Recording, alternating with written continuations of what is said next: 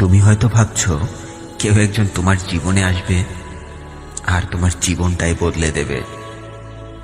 তুমি হয়তো ভাবছো কেউ একজন এসে তোমাকে সামনে এগিয়ে যাওয়ার রাস্তা দেখিয়ে দেবে।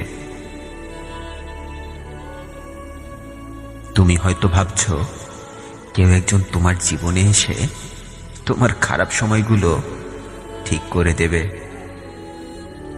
তাহলে শোনো, তোমাকেই বলছি, তুমি যতক্ষণ নিজের জীবন বদলানোর জন্য চেষ্টা করবে না, তোমার জীবন অন্য কেউ তো দূরের কথা, তোমার সৃষ্টিকর্তাও বদলাবেন না। তুমি যতক্ষণ হাঁটতে শুরু করবে না, ততক্ষণ এগিয়ে যাওয়ার রাস্তাটা তোমার কল্পনাতেই থাকবে, বাস্তবে খুঁজে পাবে না।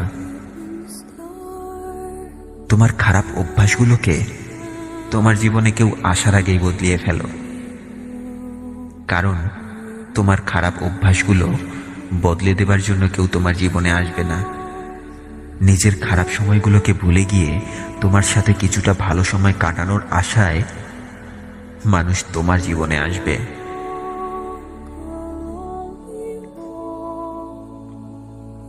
তোমার খারাপ সময়গুলো তোমার জীবনে আসার জন্য কখনো অপেক্ষা করবে না।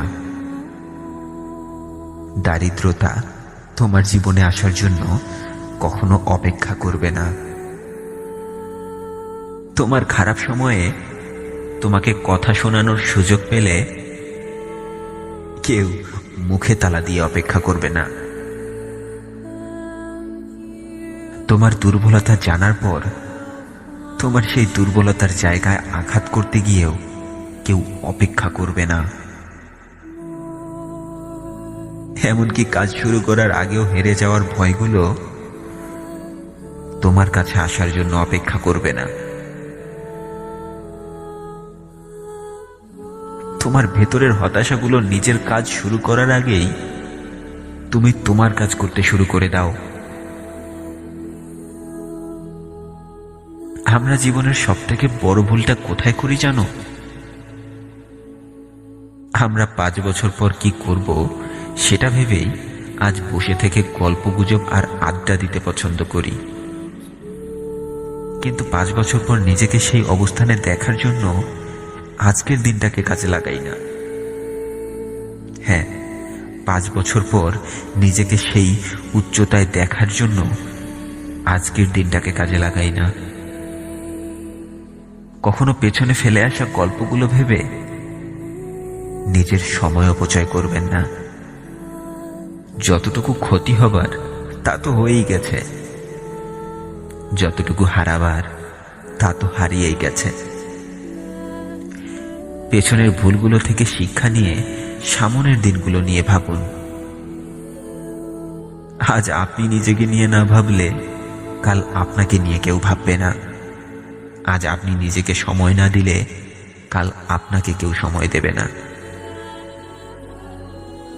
মনে রাখবেন, সময় এবং নদীর স্রোত একবার চলে গেলে আর ফিরে আসে না। সময় ফিরে আসলেও সময়গুলোকে কাজে না লাগানোর আফসোস আপনার কাছেই থেকে যাবে। তাই আফসোস নিয়ে বেঁচে থাকার থেকে একটু একটু করে চেষ্টা করাই কি ভালো নয়? আজ আপনার শরীরে 10 কিলোমিটার হাঁটার শক্তি আছে, কাল কিন্তু 10 কিলোমিটার হাঁটার শক্তি থাকবে না। আজ আপনার মাঝে যতটুকু উদ্যম এবং ইচ্ছে শক্তি আছে, কাল এই ইচ্ছে শক্তি থাকবে না। তাই কিছু যদি করতেই হয় আজ করুন, আগামীকালের অপেক্ষা করবেন না। আগামীকালের আশায় থাকলে আপনার দুশ্চিন্তা কখনো কমবে না।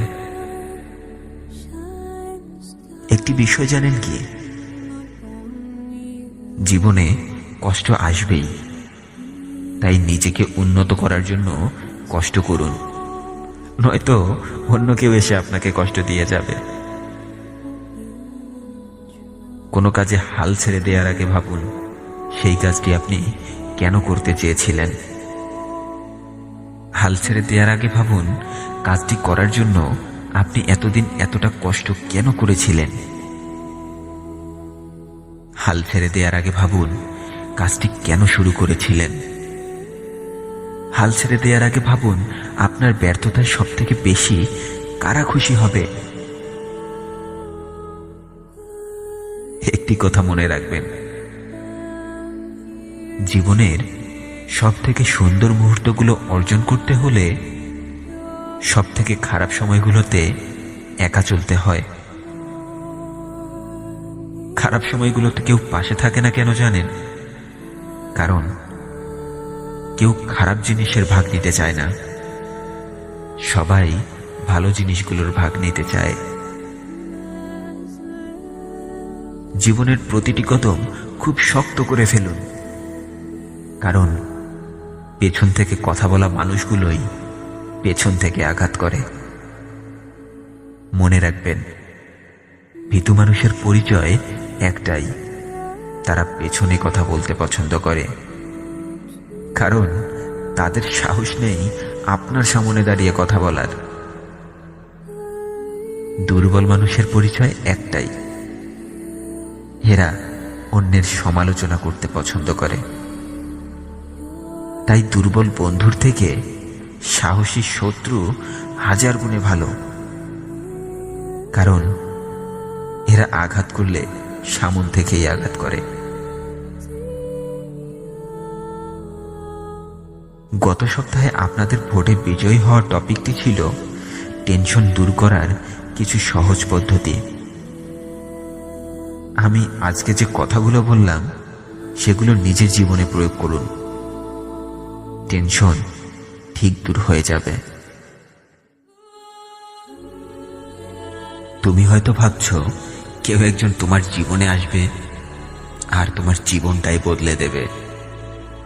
তুমি হয়তো ভাবছো কেউ একজন এসে তোমাকে সামনে এগিয়ে যাওয়ার রাস্তা দেখিয়ে দেবে। তুমি হয়তো ভাবছো কেউ একজন তোমার জীবনে এসে তোমার খারাপ সময়গুলো ঠিক করে দেবে। তাহলে শোনো, তোমাকেই বলছি, তুমি যতক্ষণ নিজের জীবন বদলানোর জন্য চেষ্টা করবে না, তোমার জীবন অন্য কেউ তো দূরের কথা, তোমার সৃষ্টিকর্তাও বদলাবেন না। ভিডিওটি ভালো লেগে থাকলে সবাইকে শেয়ার করে দেখার সুযোগ করে দিন। আর আমার চ্যানেলে নতুন হয়ে থাকলে আমার অন্যান্য ভিডিওগুলো দেখুন। এরকম নতুন নতুন ভিডিও পেতে চাইলে চ্যানেলটি সাবস্ক্রাইব করে রাখুন। ধন্যবাদ সবাইকে।